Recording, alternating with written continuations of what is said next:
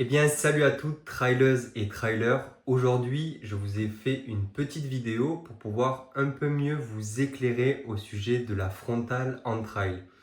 Que ce soit pour un trail nocturne, pour un ultra trail où vous allez passer une partie de la nuit dehors, voire plusieurs nuits dehors. Le but, c'est d'un peu mieux comprendre ces systèmes-là, les différentes notions qu'on peut avoir et vous aider à un peu mieux comprendre tout ce qu'il peut y avoir autour de la frontale et comment choisir la bonne frontale pour le bon type de course qu'on souhaite faire. Donc tout d'abord, la frontale, qu'est-ce qu'on attend d'une bonne frontale? Les premières choses qui nous viennent à l'esprit, c'est d'avoir un appareil qui puisse nous permettre de bien voir la nuit, qui soit fiable et qui ait une bonne autonomie. On le sait, quand on va être de nuit, en général, surtout sur des trails en montagne, on peut parfois avoir un petit peu peur parce qu'on ne voit pas tout ce qui peut se passer autour de nous, dans les forêts, ce genre de choses, avoir des animaux. On a vite fait d'avoir des pensées parasites. Et donc, le fait de pouvoir avoir une frontale qui va bien nous éclairer, déjà, va nous permettre d'éliminer un petit peu de stress vis-à-vis de ces choses-là. Par rapport à la fiabilité, je pense que la dernière chose qu'on souhaite, c'est se retrouver avec la frontale, le flash de notre téléphone pour nous éclairer le sentier ou des Garmin parfois qui font maintenant aussi ces lampes-là. On a envie d'un appareil qui nous éclaire comme il faut, de ne pas avoir de soucis techniques au milieu de la course et une bonne autonomie parce que, voilà, encore une fois, c'est un petit peu lié à cet aspect de fiabilité, mais on souhaite avoir un appareil qui puisse durer, si on fait des ultras un petit peu longs, le maximum de temps possible pour éviter de le recharger trop régulièrement. Mais concrètement, ces souhaits-là, par quoi ça se retranscrit? Comment on va pouvoir concrètement, quand on va aller acheter notre frontale, savoir que, ok, cette frontale, c'est la bonne chose? Et bien en fait, vous allez avoir plusieurs choses. Tout d'abord, le premier aspect, on en entend parler partout, ça va être la puissance qui, elle, s'exprime en lumen. La puissance de votre frontale, elle va vous permettre, c'est dans le nom, de connaître, en fait, si vous voulez, la capacité d'éclairage que va pouvoir avoir votre appareil. Plus il est élevé, plus vous allez avoir une puissance de votre frontale qui va être importante. On conseille de commencer sur des frontales trail à des appareils qui sont aux alentours de 200 à 300 lumens pour pouvoir ensuite augmenter progressivement sur des appareils qui sont encore plus puissants. Évidemment, on va le voir ensuite, le facteur puissance sera forcément corrélé au facteur aussi autonomie. Donc le but, c'est de pouvoir avoir des frontales qui ont des systèmes qui leur permettent d'être avec une bonne autonomie aux alentours des 250-300 lumens. Mais la puissance, c'est pas la seule chose à regarder parce que certes, les lumens, c'est souvent la seule chose qu'on regarde, une frontale qui ait une bonne puissance, des bons lumens, mais moi, je vous conseillerais plutôt de regarder la portée et le faisceau de votre frontale. Parce que concrètement, c'est ça qui va être impactant sur une frontale. Certes, il faut avoir beaucoup de lumens, mais si vous avez beaucoup de lumens et que vous avez une portée faible et un tout petit faisceau, et bien en fait, vous allez voir tout juste le single qui sera devant vous et devant vos pieds. Donc vous l'aurez compris, le faisceau, c'est la largeur de votre éclairage et la portée, du coup, sur combien de mètres devant vous, vous allez pouvoir vous éclairer.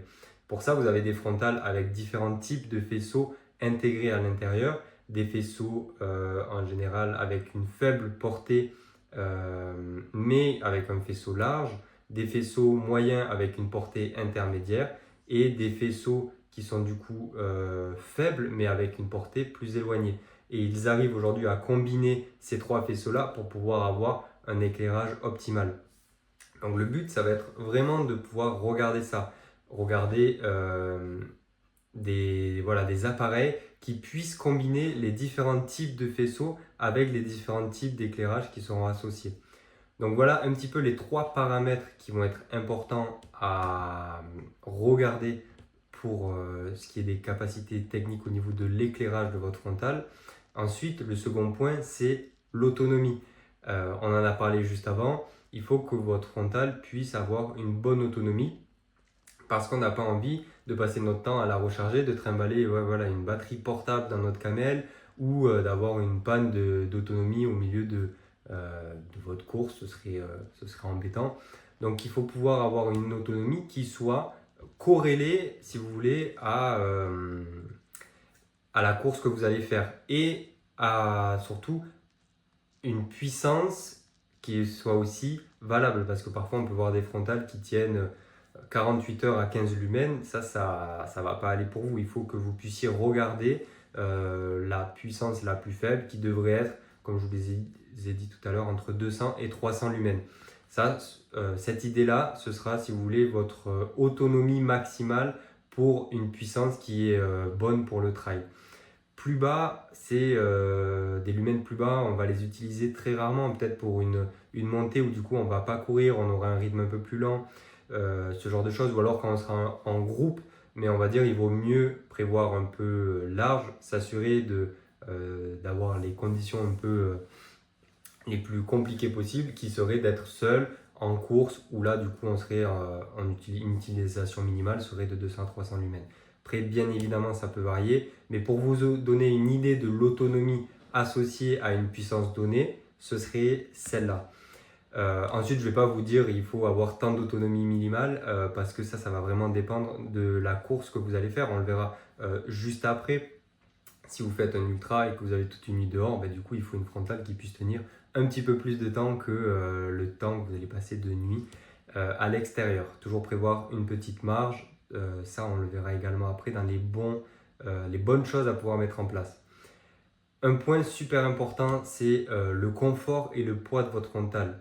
On voit beaucoup de frontales de trekking, de randonnée qui peuvent être parfois très lourdes et en trail, le fait d'avoir un peu de poids sur votre front, surtout si vous faites de l'ultra et que vous passez une nuit dehors, à la fin vous allez avoir super mal au cou. Le fait de simplement avoir du poids ici, dû à la batterie de la frontale qui pourrait être mise juste derrière le système d'éclairage, et donc à la fin vous allez avoir mal au cou, ça va vous demander un effort supplémentaire, et donc le fait d'avoir un bon confort sur votre frontale, donc c'est-à-dire une bonne répartition du poids, mais aussi du coup un poids qui soit allégé au maximum, va lui vous permettre, si vous voulez, de pouvoir avoir une optimisation de tout ça et vous éviter d'avoir des problèmes un peu au cou ou de dépenser du moins de l'énergie qui serait un petit peu inutile, surtout sur un ultra. On a besoin d'avoir le maximum d'énergie aux endroits où on le souhaite, et donc perdre de l'énergie dans ça, ce serait dommage. Donc moi, ce que je vous conseille, c'est des frontales dans lesquelles vous allez avoir la batterie qui va être sur l'arrière de la tête et le système d'éclairage qui sera devant. Donc pour ça, je vais vous sortir ma petite Petzl. Donc ici, vous voyez qu'on a sur ce modèle-là optimisé le poids à son maximal, c'est-à-dire qu'on n'a pas de système trop en dur, mis à part à l'arrière pour tenir la batterie qui va venir se positionner juste ici. Et à l'avant, vous allez avoir le système d'éclairage qui lui est super fin, super léger. Et de cette manière-là, en fait, vous allez avoir, si vous voulez, la frontale qui va être placée sur l'avant, au bon endroit, et derrière, la batterie qui, elle, va venir un peu en bas derrière la tête. Et en fait, ça, moi, ici, là, je peux vous décrire la sensation que j'ai comparée aux anciennes frontales qu'on peut avoir. C'est que, naturellement, ma tête n'a pas à forcer vers l'arrière pour venir remonter le poids qui serait généralement sur les frontales, ici, sur l'avant, sur le front. Même la tête penche légèrement en arrière et vient dans une position qui est naturelle. Et donc pour ça, c'est vrai que ce type de frontal, c'est vraiment top. Et puis en plus, vous avez la possibilité d'avoir une batterie un peu plus grosse que la normale, parce que vous imaginez, si vous avez une batterie aussi grosse sur l'avant de la tête, ça ferait pas mal de poids. Et donc on peut avoir ici, sur ces frontales-là, une super bonne autonomie. On parlait tout à l'heure des différents types de faisceaux. On peut très bien les représenter là pour faire un petit aparté, où on voit qu'en fait, on n'a pas une seule loupiote comme on pourrait l'avoir sur ce type de frontal beaucoup plus light, où on a ici un type de faisceau. Mais là, on a plusieurs faisceaux qui vont du coup travailler pour avoir une portée différente. Donc voilà pour ce qui est du confort et du poids. Ensuite, un point important aussi que je voulais voir avec vous, c'est la résistance à l'eau. Attention, et à la sudation, il faut minimum de tête, c'est IPX4 pour pouvoir faire en sorte que vos frontales résistent à la sudation que vous allez pouvoir faire lors de votre course, mais aussi à une éventuelle averse que vous allez pouvoir rencontrer, ce genre de choses. Donc c'est un petit point à vérifier sur vos frontales pour s'assurer de ne pas avoir un souci de fiabilité ou un petit pépin qui pourrait arriver au milieu de votre course. Le dernier petit point que je voulais voir avec vous, c'est les modes et le réglage. Pareil, si je dois reprendre cette frontale-là, ici, le système fonctionne donc avec une frontale qui peut bouger comme ça de haut en bas.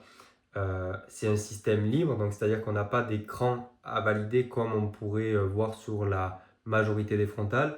Donc ici, on a la possibilité d'avoir un angle assez élevé, hein, vous pouvez le voir, et une liberté donc d'éclairage, le fait qu'on puisse par exemple en montée vouloir voir un petit peu plus près de nos pieds et en descente ou sur plat quand on va recourir voir un petit peu plus loin. C'est bien important ça de mettre la frontale là où on regarderait normalement, même si naturellement vous allez voir de nuit, on va regarder un petit peu plus proche, on va courir un petit peu plus doucement dû à ça, c'est naturel, mais voilà, le réglage de la frontale lui va être important pour pouvoir vous offrir un bon champ de vision. Et du coup, le fait d'avoir ces réglages-là avec la plus grande liberté possible est importante. Aussi, du coup, il faut avoir un réglage qui puisse être fixe. On voit beaucoup de frontales, parfois avec l'écran qui peuvent être un peu usés, avec les chocs que vous allez pouvoir avoir en descente par exemple. Hop, hop, la frontale va descendre petit à petit et vous allez être constamment en train de la remonter. Donc c'est une chose à regarder, que l'écran de la frontale tienne assez. Par exemple, sur cette Petzl Bind qui, elle, du coup, a un système 360, pas de cran. C'est des frontales qui sont bien pour les petits trails. Il n'est pas dit que dans quelques années, ce système-là fatigue un peu et qu'avec les chocs, elles descendent un petit peu petit à petit. Voilà. Moi, ça m'était arrivé sur le trail des Templiers, sur la fin, où la frontale, elle était un peu en bout de vie. Et en fait, j'étais constamment en train de la remonter. Donc, c'est quelque chose qu'on veut éviter. Et pour les modes, on en a parlé tout à l'heure avec les faisceaux. Quelque chose qui peut être super intéressant, c'est, si vous voulez, les modes adaptatifs. C'est-à-dire que, je reprends encore l'exemple de ma frontale. Ici, on a la possibilité d'avoir soit des modes fixes, c'est-à-dire avec un nombre de lumens donné. Il me semble qu'il y a 3 niveaux de puissance sur cette frontale, ou le fait d'avoir 3 niveaux aussi d'éclairage adaptatifs, c'est-à-dire qu'ils vont éclairer, je dis une bêtise, de 200 à 800 lumens. Et avec ce capteur que vous avez ici, en fonction de la luminosité que vous allez avoir aux alentours, s'il y a des trailers avec vous, si vous regardez vos pieds, ben, il va voir qu'en fait, il y a de la lumière qui va réfléchir au sol parce que vous regardez proche. Et bien en fait, la puissance et le faisceau va s'adapter à là où vous regardez. Donc ça vient aussi économiser un petit peu les batteries parce que à des moments où vous avez un petit peu moins besoin d'éclairer, et bien elle va faire le travail de pouvoir s'adapter à votre place. Ça vous économise aussi un petit peu de charge mentale, de ne pas avoir à réfléchir, ah merde, je suis au ravitaillement, j'ai oublié d'éteinement frontal, ou il y a un mec là, je n'ai pas pensé à changer de niveau telle ou telle chose. C'est un petit truc en plus qui peut vous permettre d'éviter tout ça. Vous avez aussi les frontales qu'on peut paramétrer sur l'ordinateur, vous les branchez et vous pouvez faire vos réglages vous-même, mettre les différents modes d'intensité, maximum, minimum, pour du coup gérer toute l'autonomie. Et vous l'aurez compris, tous ces facteurs-là sont finalement corrélés pour pouvoir avoir la frontale la plus adaptée au trail qu'on va faire. Mais du coup, la question qui vient ensuite, c'est quelle frontale pour quel trail? Alors, vous l'aurez compris, ça va dépendre de plusieurs critères. Pour des sorties qui peuvent être courtes, des trainings ou des sorties où il y a beaucoup de monde, des trails où il y a beaucoup de monde, je pense par exemple à la Saint-Élion, même si elle est de nuit, il y a quand même énormément de monde et c'est très bien éclairé. Ou une course où par exemple vous avez un départ à 4 heures du matin et donc vous avez très peu de parties de nuit. Moi je vous conseille des petites frontales comme ça, cette Petzl là en l'occurrence, qui monte de souvenir à 200-300 lumens max et qui a une autonomie correcte, mais en fait quand vous êtes sûr que vous n'allez pas avoir besoin d'une autre frontale, c'est vraiment top. Ça prend zéro place, c'est super léger et ça vous permet du coup voilà, de pouvoir éviter de vous surcharger, d'avoir une frontale qui va bien vous éclairer. Et voilà, ça va largement faire le taf. Après, ça va être aussi à vous de pouvoir essayer. Mais voilà, je privilégierais une frontale légère avec une puissance qui ne va pas dans les extrêmes à 1000-1200 lumens, ce genre de choses. Ce ne serait pas utile. Et voilà, après, il faut toujours qu'elle puisse rester fiable, une bonne autonomie. sur des puissances basses. Mais voilà moi un petit peu ce que je privilégierais. Pour des ultras un peu plus longs, du coup on passerait des nuits dehors voilà, donc on aurait là besoin d'une autonomie plus importante. Il faut avoir la possibilité d'avoir quelque chose qui puisse se recharger facilement. On a le débat entre les piles ou les batteries. Il faut savoir que généralement les frontales à piles en moyenne ont une autonomie un peu plus importante. Par contre, pour ce qui peut être des recharges, ce genre de choses, ça peut être un petit peu plus compliqué. Moi, je sais que voilà, sur ce système-là, c'est un système de batterie qui se recharge assez bien. Ça se recharge en USB-C, mais non pour la plupart. Et en fait, vous pouvez prendre votre frontale avec une batterie de rechange. Comme ça vous fait avoir deux batteries. Vous pouvez en plus, au besoin, prendre une petite frontale de secours. Et là, pour tout ce qui est fiabilité, autonomie, on est serein et on peut faire des longs ultras. Moi, c'est celle qui m'a accompagné sur le Thor. Et voilà, on part avec ça relativement serein. Ensuite, pour ce qui est de la puissance, il faut vraiment avoir des frontales, comme je vous ai dit, qui puissent avoir des modes adaptatifs pour éviter d'avoir ces choses à penser, modifier l'intensité, la puissance de votre frontale. Donc, différents faisceaux, une intensité et des modes qui vont pouvoir faire en sorte qu'elle s'adapte à votre place en fonction que vous couriez avec une personne, vous soyez en montée ou en descente. Et voilà, après, ce que je peux vous conseiller, c'est d'aller courir avec vos frontales. Donc, quelques petites astuces que vous pouvez mettre en place de votre côté.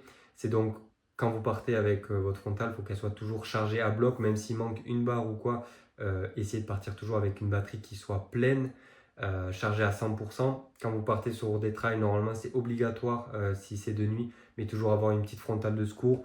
Je vous l'ai montré, celle-là, ça prend pas de place. Honnêtement, il en existe même des plus légères, juste avec des systèmes de cordes ou autres qui font largement l'affaire aussi. Donc pas besoin d'un gros truc, mais c'est vraiment d'avoir quelque chose, un secours au cas où que vous ayez un problème technique avec votre autre frontale et que même les batteries ou autres ne puissent pas corriger ce problème-là. Il faut pouvoir l'avoir testé de nuit. Globalement, si vous préparez un ultra, il faut pouvoir faire des week-end shocks où vous allez faire des sorties en partie de nuit, soit commencer le matin tôt de nuit ou finir tard dans la soirée et pouvoir tester un petit peu votre frontale. 2-3 heures de nuit, ça vous fera déjà un bon avis sur la question. C'est-à-dire que si elle est trop lourde ou quoi, vous allez quand même commencer à sentir les premiers effets un peu néfastes de tout ça. Donc, testez votre frontale. Vous pouvez mettre votre frontale par-dessus, si vous voulez, un buff ou une casquette. Attention aux casquettes, si vous avez, vous savez, vous la mettez à l'envers, par exemple, et vous avez les boucles, par exemple, qui peuvent être devant, et vous créez des appuis. C'est quelque chose qu'il faut faire attention. Mais voilà, le buff, normalement, il n'y a pas de risque d'appui pour tout ce qui peut être aussi sudation, ce genre de choses. Le buff va bien absorber, donc ça va éviter les frottements et les mauvais appuis sur l'avant de la tête. On a aussi, je vous l'ai dit, la casquette, mais il faut retenir à ça attention au scratch ou aux boucles qui pourraient vous créer un petit appui. Et pour finir, le fait de bien orienter votre frontale, jamais trop bas, jamais trop haut. Il faut qu'on puisse avoir un bon intermédiaire pour pouvoir garder finalement une vision naturelle comme on pourrait avoir la journée. Donc voilà, j'espère que tous ces conseils ont pu vous aider pour le choix de votre frontale. Si jamais vous avez des questions, que vous préparez un ultra et que vous avez un peu du mal à choisir votre frontale et qu'on n'a pas pu répondre à une question que vous avez, n'hésitez pas à la poser en commentaire. C'est fait pour ça et on se fera un plaisir de pouvoir répondre à votre question, vous donner peut-être plusieurs modèles qui seraient adaptés à votre course. C'était aussi un choix de ne pas vous citer des modèles très précis parce que ça va être à vous de trouver la frontale qui vous correspond. Et donc voilà, merci de nous avoir écoutés. On se retrouve la semaine prochaine pour une nouvelle vidéo sur le trail et l'ultra trail. D'ici là, on se dit à plus tard et bonne sortie et bon entraînement. Bye!